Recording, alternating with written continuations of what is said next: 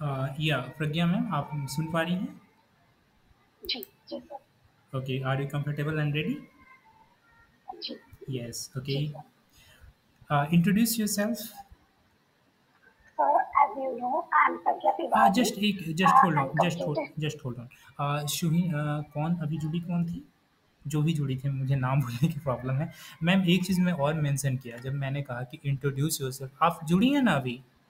या सुल्ताना परवीन जी, मैम जी। दिख रही हैं? नहीं, नहीं, जी, आपसे जी, मैं नहीं कह मैम रहा हूँ, है। सुल्ताना परवीन या सुल्ताना परवीन जी, मैम, मैंने आपसे पूछा था इंट्रोड्यूस योरसेल्फ, तो आप शुरू हो गई, लेकिन चूँकि मैंने आपसे इंग्लिश में पूछा था और आप हिंदी में जब रिस्पॉन्स दे रही हैं, तो एक बार आपको उनसे एग्रीमेंट उनसे सहमति, excuse me sir, I am comfortable in Hindi, I will continue, ये आपको उनसे रिस्पॉन्स ले लेना चाहिए, ठीक है?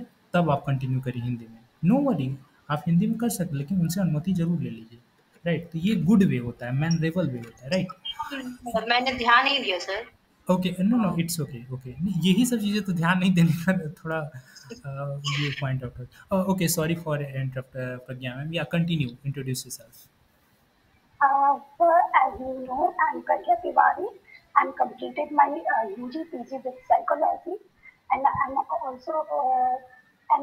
I also completed my uh, PhD and awarded in 2019 with psychology.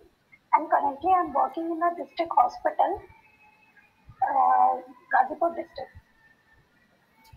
Okay, जैसा कि आपने बताया एज ए काउंसलर आप वहाँ वर्क करें, काउंसलिंग में भी जुड़ी हुई हैं, तो आपको क्या लगता है आपकी काउंसलिंग कैसे इस टीचिंग फील्ड में सहयोग कर पाएगी? अच्छा, बेसिकली मैं अभी क्लिनिकल फील्ड में हूँ। लेकिन होता क्या है कि जब हम टीचिंग फील्ड में आते हैं तो बच्चों के कुछ ऐसे छोटे छोटे इमोशनल प्रॉब्लम्स होते हैं या बहुत सारी चीज़ें, डिसीजन मेकिंग प्रॉब्लम्स होते हैं जो कि एक साइड बाय साइड चलता ही रहता है उनके साथ, उनके एकेडमिकली या बाकी चीज़ों में, पर्सनल इश्यूज में। तो वो कहीं ना कहीं एक मेरे लिए बहुत, मेरे लिए, मेरे स्टूडेंट्स के लिए बहुत एक पॉजिटिव वे होगा कि उनके लिए एक, हिंदी में कहते हैं सोने पे सुहागा। तो वो चीजें शायद साबित हो सकती है प्रज्ञा, मेरा काउंसलिंग फील्ड से प्रज्ञा, आना। आपने बताया कि आप काउंसलिंग से जुड़ी हुई हैं, तो आप बच्चों की कमियों और वगैरह वगैरह चीज़ों को निखार पाएंगी। ई रिक्रिएशन की थ्योरी में जिस वर्ग के बच्चों को आप क्लास कंडक्ट करेंगे एज असिस्टेंट प्रोफेसर, जिस उम्र के वो लिए रहेंगे, तो उसमें कौन कौन से उन्होंने कुछ बताया है, उनमें क्या क्या चीज़ें आती हैं? जी, sir Erik Erikson basically neo Freudian थे। इन्होंने 8 स्टेजेस बताए थे, जिसमें कि पर्टिकुलर स्टेज तो मैं नहीं बता रही हूँ, लेकिन फिफ्थ सिक्स स्टेज में एडोलसेंस आता है, जिसके प्यूबर्टी 12 13 to 18 19 का जो टाइमिंग होता है, ये बहुत रोलर कोस्टर टाइम होता है। तो इस एज के ही बच्चों को हमें बेसिकली डील करना होगा यूजी एंड पीजी में। एक कुछ स्पेसिफिक टर्म उन्होंने यूज़ किया था हर वर्ग में, जैसे हर उम्र वर्ग में, जी। कुछ क्या याद आ रहा है कोई स्पेसिफिक टर्म? सब फर्स्ट का मुझे याद है, ट्रस्ट मिसट्रस्ट, एंड लास्ट का आइसोलेशन एंड पर्टिकुलर थोड़ा सा लैपिंग है, सॉरी सर। हाँ, ओके। अगर आपसे मैं ये कहूँ, जैसा कि आप टीचिंग फील्ड से जुड़ी हैं, मुझे किसी संक्षिप्त में किसी एक मनोवैज्ञानिक या कोई थ्योरी वगैरह एक्सप्लेन कर सकती हैं? समझिए कि यहाँ पर सभी हम शिक्षक हैं, स्टूडेंट हैं आपके। ओके। और तो सर किसी की थ्योरी या किसी फील्ड का कोई भी आप, टेक्निक या कुछ भी। या कुछ भी बताइए। ओके, सर मैं बिहेवियर बिहेवियरिस्टिक टेक्निक का कॉन्टिजेंसी मैनेजमेंट बता रही हूँ। तो बेसिकली आज मेरा टॉपिक है कॉन्टिजेंसी मैनेजमेंट। कॉन्टिजेंसी मैनेजमेंट क्या होता है कि इसमें अपने अवांछित या अनडिजायरेबल बिहेवियर को, अनएक्सेप्टेड बिहेवियर को एक्सेप्टेड में चेंज करने के लिए हम इंस्ट्रूमेंटल कंडीशन के बेस पे कुछ टेक्निक्स का ये होता है, उसको हम यूज करते हैं। इसके कॉन्टिजेंसी मैनेजमेंट के बेसिकली 6 टाइप्स हैं: shaping, time out, contingency contracting, uh, shaping, time of contingency contracting, response cost, and framework principle. And the fourth one is, I think of, okay. तो शेपिंग शेपिंग क्या होता है कि ये एक successive approximation है इसमें क्या होता है कि हम जब भी बच्चे को या किसी को भी कोई व्यवहार सिखाने की कोशिश करते हैं तो हम उससे नियर बाई का जो एक बिहेवियर होता है वो हम सिखाने की पहले कोशिश करते हैं। तो इससे फिर जो पर्टिकुलर बिहेवियर है वो उसके बाद उसके पैरेलल ही वो सही होने लगता है। दूसरा है time out. Time out particular एक चीज होती है कि जैसे जिस चीज से सोसाइटी में या पर्टिकुलर सिचुएशन में रेनफोर्समेंट मिल रहा है, हम उस चीज को या उस आप उसे स्टिमुलेट कह सकते हैं, या फिर अगर एग्जाम्पल के थ्रू हम बच्चे को लेके करते हैं कि अगर कोई बच्चा क्लास में बहुत शरारतें करता है तो हम पर्टिकुलरली उस बच्चे को क्लास से बाहर कुछ टाइम के लिए कर देते हैं। तो इससे क्या होता है, जो रेनफोर्सिंग एलिमेंट वो है वो चीजें गलत हो जाती है, तो बाकी बच्चे वो चीजें नहीं करेंगे। थर्ड ओके, है ओके, ओके, ओके, रिस्पॉन्स। जी या आई अंडरस्टैंड। प्रज्ञा, आपने रिसर्च का विषय क्या था, टॉपिक क्या था? Sir, psychological profile and well-being of individuals with depression in clinical setups of Allahabad city. वैसे रिसर्च का सेक्शन मेरा नहीं है, वो मैम पूछेंगे, लेकिन मुझे आप ये बताइए, एक सामान्य रिसर्चर को रिसर्च किसी भी टॉपिक का चयन करने से पहले उन्हें कौन-कौन से प्रोसेस को पूरे करना होता है? और सर बेसिकली तो हमें ये देख लेना चाहिए कि करेंटली हमारे सोसाइटी में किस तरह की प्रॉब्लम्स हैं, कि सोसाइटी को वो किस तरह से बेनिफिट दे सकता है। दूसरा, उस पर रिसर्च कहाँ तक हुए हैं, वो पर्टिकुलर इस सिचुएशन के लिए, इस पर्टिकुलर किस सैंपल के लिए हुआ है, आपने मतलब उससे आपने रिलेटेड आप ओके, आपने रिव्यू वो। आपने ये जी सब चीज़ें देखी थी आपके टॉपिक रिलेटेड कोई? जी जी आप मुझे बता सकती हैं कोई 1-2 सॉफ्टवेयर या फिर वेबसाइट का नाम जिस पर ये सब चीज़ें मैं जान पाऊँ कि अभी वर्तमान में सर। जी हाँ। ओके। सर उस टाइम तो मैंने डिप्रेशन से रिलेटेड रिसर्चेस के लिए WHO देखा था, और मैंने इलाहाबाद यूनिवर्सिटी की बेसिकली लाइब्रेरी देखी थी जिसमें कुछ जनरल्स थे और हार्ड कॉपी जनरल्स थे। मैंने वो चीज मैंने वेबसाइट देखा पूछा था। है, आप कोई वेबसाइट बता सकती हैं? सर अभी करेक्टली तो अभी एक्सप्लेन करने में। Okay, okay. Over to you Asfiya Nishat ma'am. Okay, thank you sir. जी गुड सर ने इवनिंग मैम। आपसे गुड इवनिंग। सर ने आपसे अभी एक क्वेश्चन पूछा कि आप कोई वेबसाइट बता सकते हैं। तो आपके पूछने से पहले मैं एक सजेशन देना चाह रही हूँ। हो सकता है मैं भी यहाँ लर्निंग फेज में मैं सही हूँ या गलत हूँ। आपने शायद नाम सुना होगा शोध गंगा। जी शोध गंगा, कल मैंने नाम लिया भी था मैम। जी शोध गंगा में इस वक्त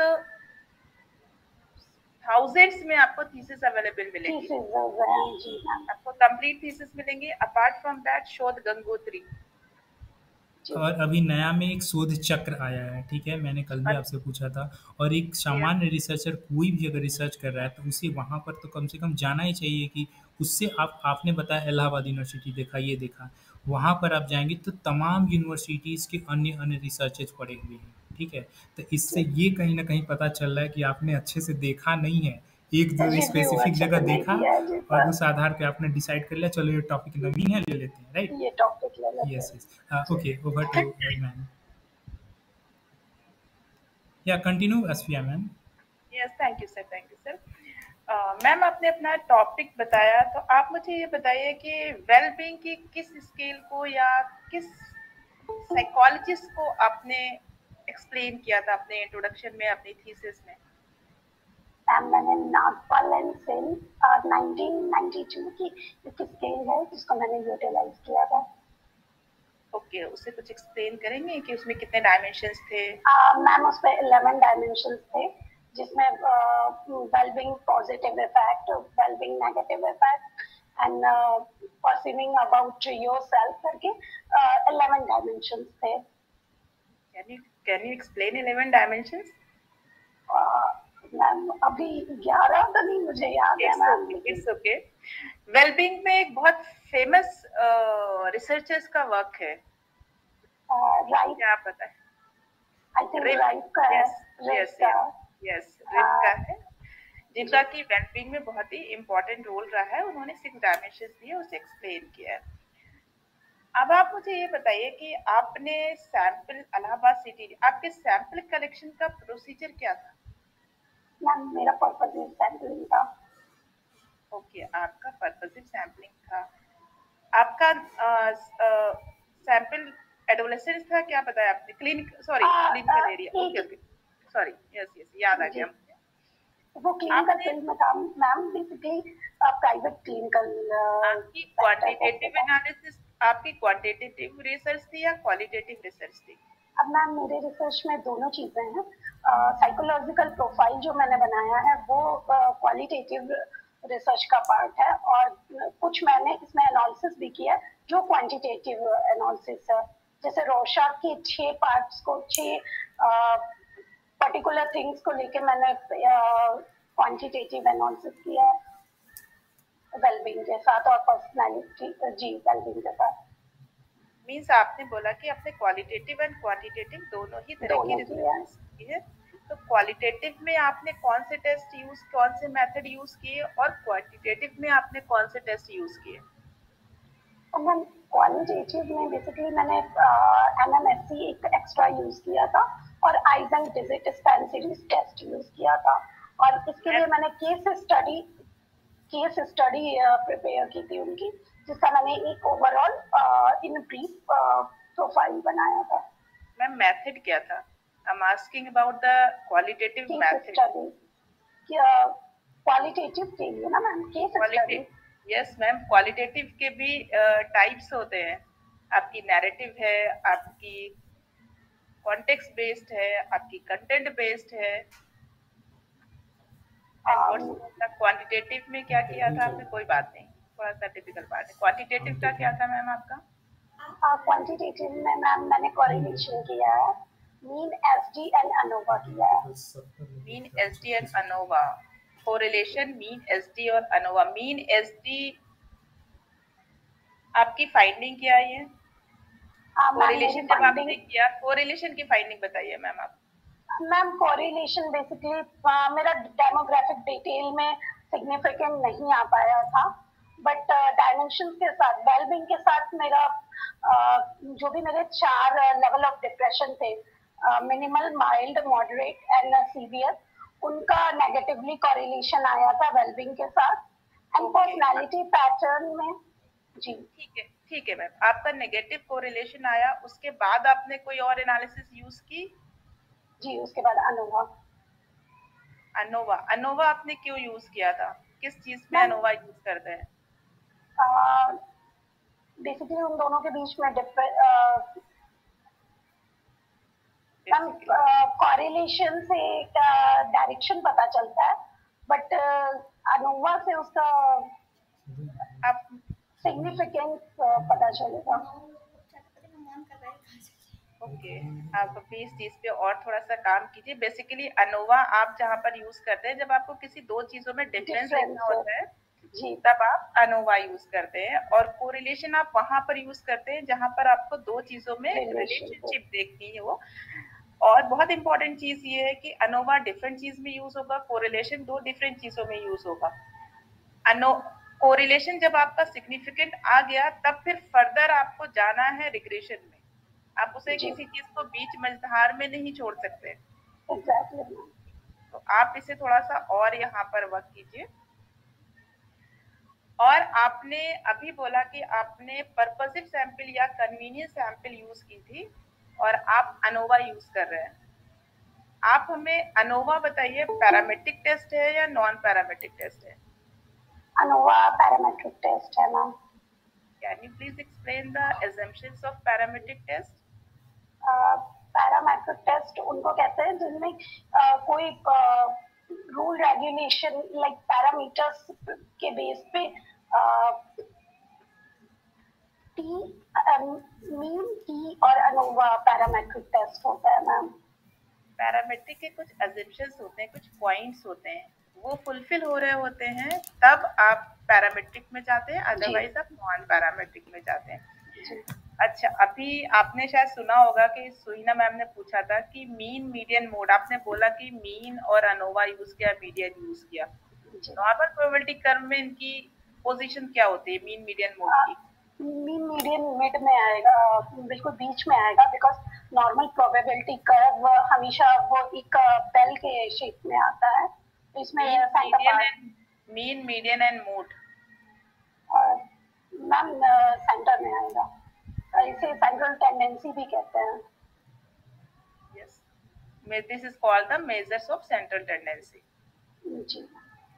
अगर आपका मीन मीडियन मोड सेंटर में ना होकर किसी एक डायरेक्शन में जा रहा है, वो सिचुएशन क्या कहलाती है? कैरेक्टर्स या समथिंग, कुछ एक पर्टिकुलर वर्ड है जो मैं अभी डिफाइन नहीं कर पा रही हूँ। नॉर्मल प्रोबेबिलिटी से वो लेफ्ट या राइट जाता है तो। ओके एसफिया मैम, एक्चुअली इस समय पूर्व में ही बहुत काफ़ी हो चुका है, तो I think thank you. Yeah ठीक है, thank you sir. Okay, thank you ma'am. Over to Suhina Chatterjee ma'am. Thank you Asifa ma'am. हाँ जी, मैम। Good evening. एक सवाल आपसे पूछा, मतलब आपने क्लिनिकल फील्ड से जुड़े हुए हैं आप अभी, तो आपने कॉन्टिजेंसी मैनेजमेंट की बात की, जिसमें आपने टाइम आउट की बात की। तो क्या आप मुझे बता सकते हैं कि टाइम आउट किससे रिलेटेड है, पनिशमेंट से या एनफोर्समेंट? एक्सटेंशन पे है मैम। सॉरी, बट पनिशमेंट है ये इंस्ट्रूमेंटल एक्सटेंड करता है। सॉरी, आपकी वॉइस क्लियर नहीं आ रही है। हाँ जी मैम, ये punishment. Pragya ma'am, your voice is breaking. Okay okay okay sir. Hello, अभी ठीक है सर? हेलो जी ma'am. Excuse me, doctor Abhishek sir. ये पनिशमेंट का पार्ट हुआ। Doctor just hold on, Abhishek sir. Actually ma'am, मैं थोड़ी देर के लिए यहाँ पर अभी नहीं जुड़ पाऊँगा, यहाँ पे मैं जा रहा हूँ। या अभिषेक सर, आप अगर आप सुन पा रहे हैं तो please hold the chair. Okay हाँ सर, बिल्कुल। Okay okay, continue. आपका कितना फीवर था? हेलो, देखो। जी जी मैम। मैम पनिशमेंट का टाइम आउट पनिशमेंट का है, और इसमें बेसिकली एक्सटेंशन के इंस्ट्रूमेंटल कंडीशनिंग के एक्सटेंशन का यूज किया जाता है। तो ये पनिशमेंट मतलब पॉजिटिव पनिशमेंट से रिलेटेड है कि नेगेटिव पनिशमेंट से related? Ma'am positive negative things was delivered. Ma'am ये पॉजिटिव पनिशमेंट हुआ, क्योंकि अनप्लेजरेबल थिंग्स अगर प्रोवाइड की जाती है, पॉजिटिव पनिशमेंट होता है। नहीं, जब आप एक्सटेंशन की बात करते हैं ना, एक्सटेंशन का मतलब होता है कि आपके डिजायरेबल स्टिमुलस को आपसे हटा लिया जा रहा है। इसका मतलब loss of desirable stimulus, that is negative punishment. May be हो सकता है। टाइम आउट का जो कंसेप्ट है वो नेगेटिव पनिशमेंट है। या तो कोई बात नहीं। आई विटनेस टेस्टिमनी का कंसेप्ट पता है किसने दिया था?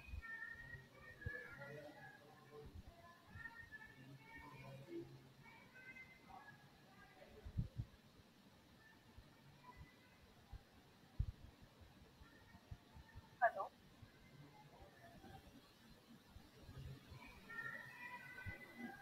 Hello Pragya ma'am. मैम का कुछ नेटवर्क इशू हो रहा है।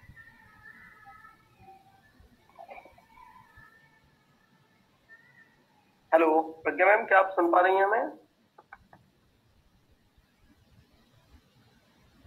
Excuse me sir, Pragya ma'am I think left out हो चुकी है, शो नहीं कर रही है। आ गई ma'am. Hello Pragya ma'am. Yes yes, join now.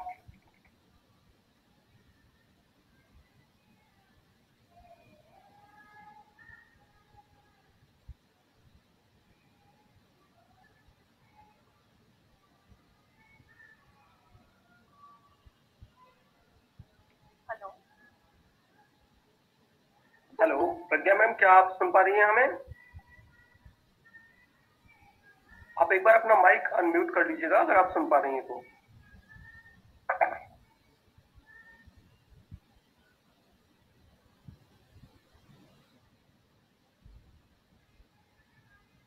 शायद मैम के यहाँ कुछ नेटवर्क इशू हो रहा है ma'am. I think network issue हो रहा था यहाँ।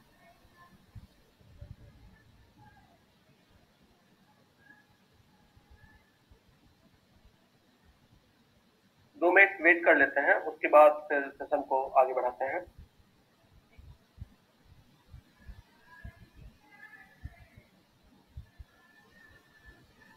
तब तक आप में से अगर किसी का कोई क्वेश्चन हो, जो मैम है सुनीना मैम से या आसिया मैम से, तो वो पूछ सकते हैं जब तक मैम नहीं आ रही हैं, प्रज्ञा मैम नहीं आ रही हैं।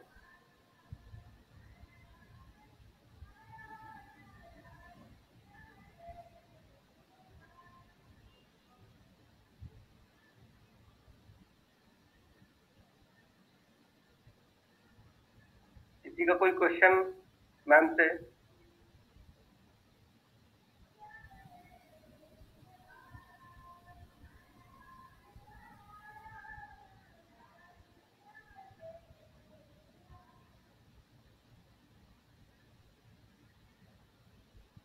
हेलो। Yes ma'am. जी जी सर। जी मैम, सॉरी Voice कुछ आ रही है? Network issue. जी जी जी हाँ, मैम। समझ में आ रहा है। मेरा सवाल आपसे ये था कि आई विटनेस टेस्टिमोनी का कंसेप्ट किसने दिया था, आप बता सकते हैं? आई विटनेस टेस्टिमोनी का ये एलिजाबेथ लोपेज ने दिया था शायद मैम, शायद, मतलब मैं एकदम श्योर नहीं हूँ, बट आई विटनेस टेस्टिमोनी। और इन्होंने क्या एरर्स बताए थे कि ड्यूरिंग आई विटनेस टेस्टिमोनी क्या एरर्स हो सकते हैं जिसकी वजह से इसकी जो जेन्युइननेस का इशू है वो डिसबैलेंस हो सकता है? मैम मैं पर्टिकुलर मैं याद तो नहीं कर पा रही थी, लेकिन अगर मैं गेस कर रही हूँ तो पर्टिकुलर जब आई विटनेस टेस्टिमोनी को हम डिस्क्राइब करते हैं तो उसमें आगे जाते जाते पर्टिकुलर चेन में एक डिस्टॉर्शन आ जाएगा। ये मैं सिर्फ प्रैक्टिकल वे में ही बता रही हूँ मैम, बिकॉज जो वो थ्योरी भी याद नहीं आ पा रही है। कोई बात नहीं। अच्छा, आप क्लिनिकल फील्ड से है तो आपको थोड़ा सा बायोलॉजिकल जो एरियाज है या ब्रेन फंक्शन इससे रिलेटेड नॉलेजेस ज्यादा होंगे आई थिंक। बायोलॉजिकल फील्ड तो थोड़ा सा वीक है, बट जनरल एंड क्लिनिकल ही। मुझे बस ये जानना था कि कैनिन-बर्ट के थ्योरी में हमारे ब्रेन के कौन से पार्ट्स हैं जो फंक्शन करते हैं? कैनिन-बर्ट का इमोशनल जी हाइपोथैलेमस। हाइपोथैलेमस जी। और कोई एरिया? थैलेमस।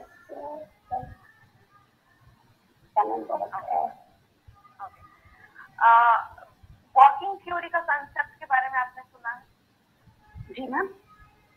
वॉकिंग थ्योरी का कंसेप्ट आपने सुना है? वर्किंग थ्योरी मैम सुना है बेटा, क्लैरिफाई करने में थोड़ा प्रॉब्लम है। शॉर्ट टर्म थ्योरी को किस टर्म से जाना जाता है अब? शॉर्ट टर्म थ्योरी या short term memory? Short term memory के जो भी थ्योरी है उसको अभी वर्किंग मेमोरी के नाम से जाना जाता है। जी जी, वर्किंग मेमोरी यानी इमीडिएट मेमोरी। जी ठीक है, तो इसमें जो बैडली ने मल्टीपल कंपोनेंट्स की बात की थी वो डिफरेंट कंपोनेंट्स के बारे में बता सकते हैं? पर्टिकुलर बैटली के इसमें मैम सॉरी। अच्छा, सिर्फ डिफरेंस बता दीजिए short term memory and working memory के बीच। मैम शॉर्ट टर्म मेमोरी को मेमोरी एंड वर्किंग मेमोरी में डिवाइड किया गया है, जिसमें वर्किंग मेमोरी वो होती है कि इमीडिएट मेमोरी तो हम उसमें स्पैन ऑफ अटेंशन के थ्रू हम देखते हैं, और वर्किंग मेमोरी में कुछ ऐसे प्रोसेसिंग होती है जिनसे उनका स्वरूप चेंज हो जाता है।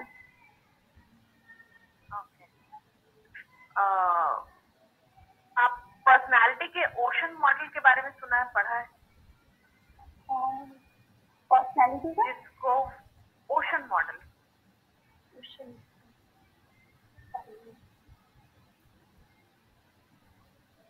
मैम इसका कोई पैटर्न नहीं दिया है क्या?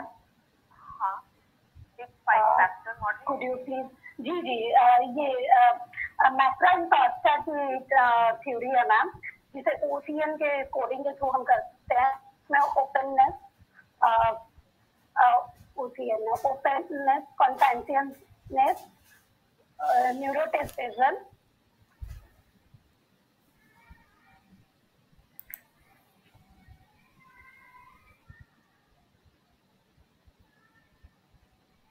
हेलो। जी हाँ, यहाँ साक्षात्कार सत्र अभी चल रहा है ना? हाँ सर, प्रज्ञा मैम का network issue. Okay, okay. Pragya ma'am क्या सुन पा रही हैं आप? नो, लग रहा है वो डिस्कनेक्ट हो गई। Okay, thank you. मुझे लग रहा है प्रज्ञा मैम अभी डिस्कनेक्ट हो चुकी हैं और मे बी वो अभी थोड़ी देर में जुड़ जाएँ। यस, प्रज्ञा मैम आप सुन प्लीज़ अनम्यूट योरसेल्फ। अनम्यूट करिए अपने आप को। मैम ये बैकग्राउंड कॉस्ट की है। माइक को थोड़ा नज़दीक लाएँ, आपकी आवाज़ नहीं आ पा रही है।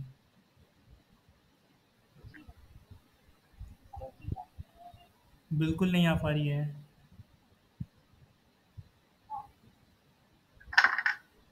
Hello, yeah now it's audible. Voice आ रही है sir? Yes, yes, yes. Okay. Big five theory ma'am मुझसे पूछ रही थी। Big five theory basically McCrae and Costa की थ्योरी है। इसको ओसियन के कोडिंग नेमोनिक्स के थ्रू हम याद कर सकते हैं। Openness, conscientiousness, agreeableness, neuroticism.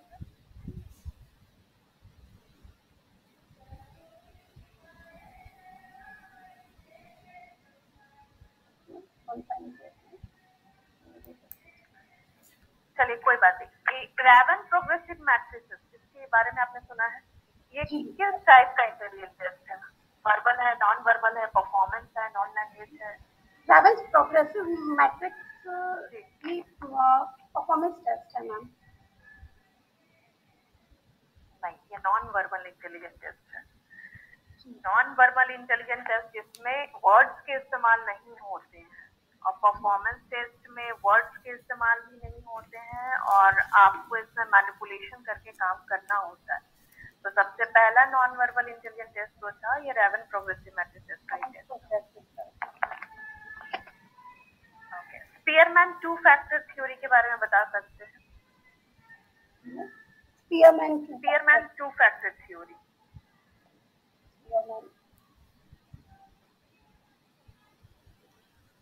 जी ma'am, Spearman two factor theory ये थी। इन्होंने G factor and S factor से इंटेलिजेंस को डिवाइड किया था।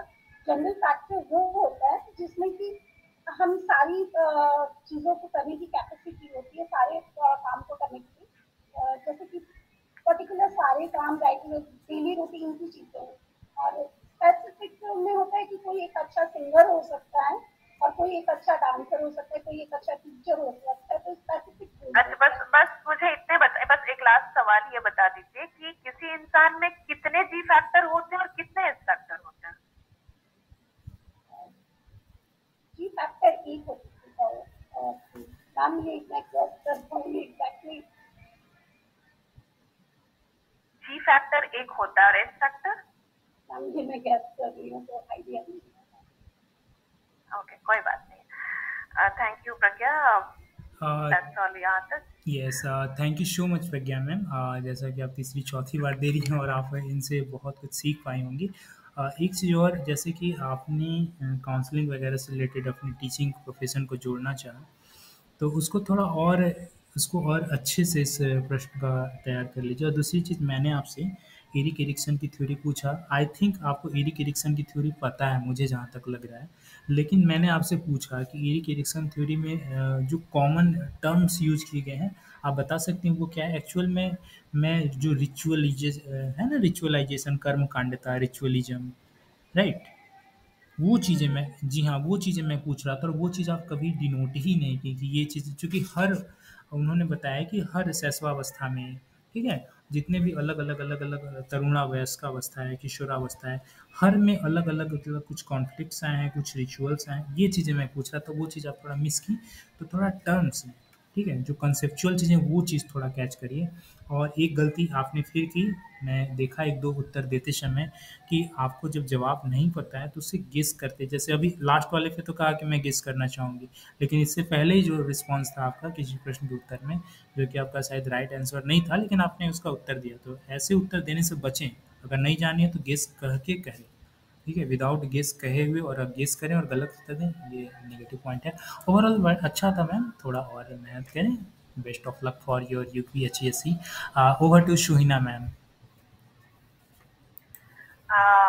प्रज्ञा मैम, अच्छा रहा आपका, ओवरऑल सच में अच्छा रहा। बस थोड़ा सा कंसेप्ट हम लोग उतने डेप्थ में जाते नहीं है एक्चुअली, लेकिन जाने की जरूरत है, क्योंकि जब हम लोग इस लेवल के इंटरव्यू में जाते हैं ना, तो वो हमसे बहुत ज्यादा एक्सपेक्टेशन रखते हैं कि हमें डेप्थ तक की नॉलेज होनी चाहिए। तो साइकोलॉजी के फील्ड से रिलेटेड कोई भी सवाल को हम इग्नोर नहीं कर सकते, वो चाहे सरप्लस लेवल का हो चाहे डेप्थ लेवल का हो।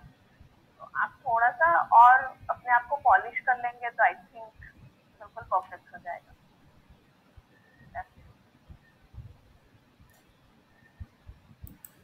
Thank you. Yeah thank you. Siya ma'am, yeah over to Asfiya ma'am, Siya ma'am. क्या आप यहाँ ओके, हैं? थैंक यू यस नहीं। Sir. Yes sir, yes sir. Pragya ma'am, हमने आपसे जितने भी क्वेश्चंस पूछे थे वो आपके पीएचडी से और पीएचडी की थीसिस से रिलेटेड थे, उसमें रिसर्च से रिलेटेड थे। तो आप थोड़ा सा उससे और पढ़िए, क्योंकि क्वालिटेटिव और क्वांटिटेटिव जब दोनों काम एक साथ किए जाते हैं तो वहाँ पर काफ़ी टेक्निकल टर्मिनोलॉजीज यूज होती हैं। आपके क्वालिटेटिव रिसर्च के भी कई टाइप्स हैं जैसे क्वांटिटेटिव के हैं। और एक चीज हमने क्लियर ही कर दी थी कि जब आप कोरिलेशन यूज करते हैं, अगर कोरिलेशन सिग्निफिकेंट आ रहा है तो दैट मीन्स कि आपको रिग्रेशन देखना जरूरी हो जाता है और उस पर प्रेडिक्शंस के चांसेस हो जाते हैं। और थोड़ा और इस पे रिसर्च पे आप काम कीजिए।